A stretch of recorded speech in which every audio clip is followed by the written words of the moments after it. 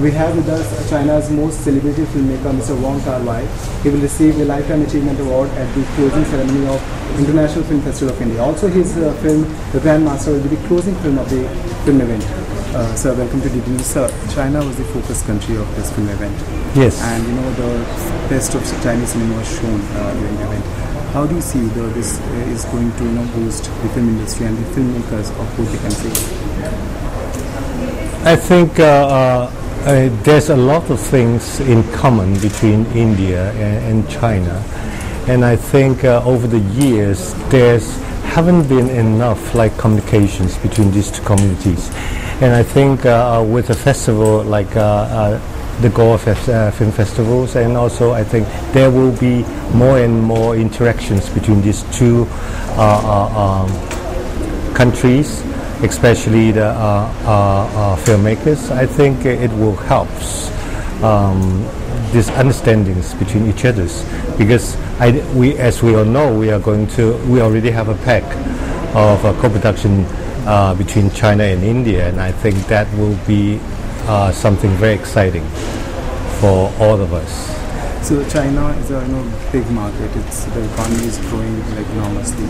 But do you think that growth in the economic growth hasn't reflected that proportionately in the film industry? Do you think the Chinese film industry is yet to receive that boom?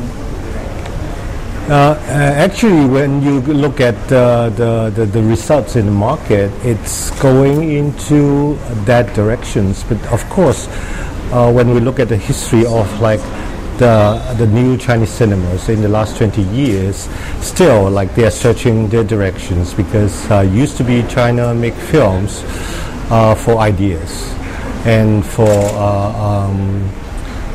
promoting the ideas of the governments, but today it's more market driven, and I think we can see there's many things could be addressed in futures, but it takes time. So you're known for your unique style of filmmaking. You have always had best aesthetic. Your aesthetic sense is very powerful. Your shots are very powerful, and we have learned that you work without scripts. So how challenging is it as a director for you to work with films? I think for film, it's really about form and substance.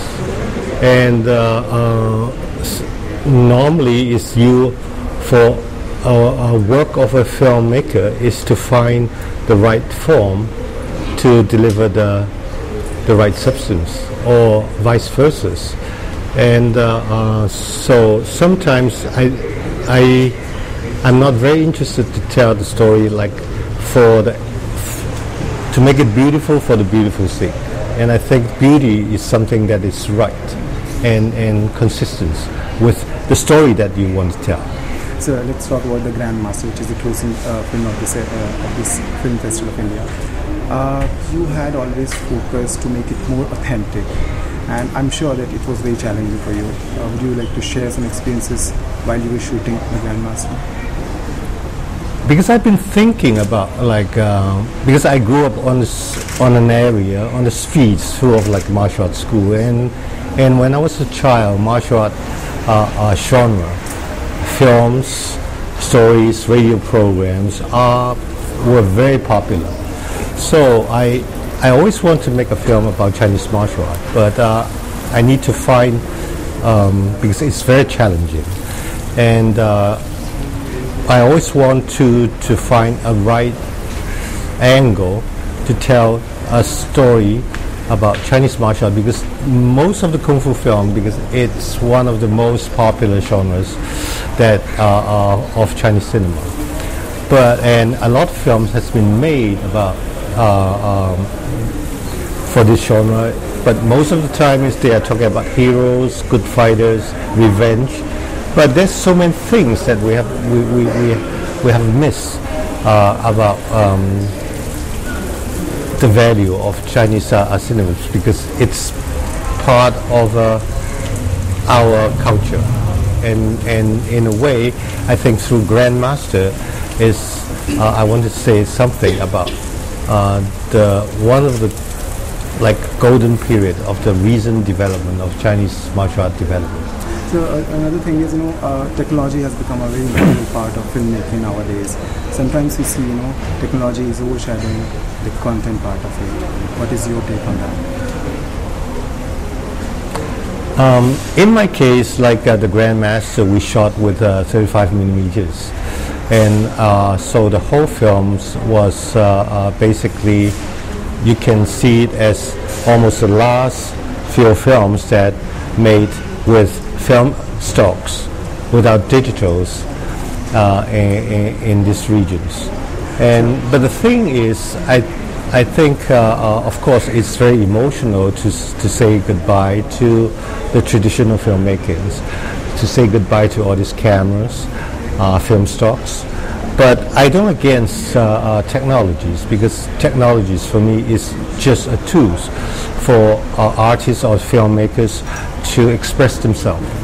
So the last question, how is Bollywood received in China? How is the excitement and enthusiasm among Chinese people, Chinese viewers for Bollywood cinema? Excuse me? Indian cinema, how is it received in China? Well, even though today we don't see like a lot of general release of Bollywood films in China, but surprisingly, there's a big following in China, and in Hong Kong, which there will be special screenings organized once there's a big Bollywood films arrive, and it's always packed. And I think this is kind of a signature of Indian cinemas, even though it's not entirely Indian cinema, but I think this is something that really known to people and popular around the world. Thank you, sir. Thanks for talking to me. Thank you very much. Camera person Anand Kumar, this is Chandrasekhar Wari, TV News, Goa.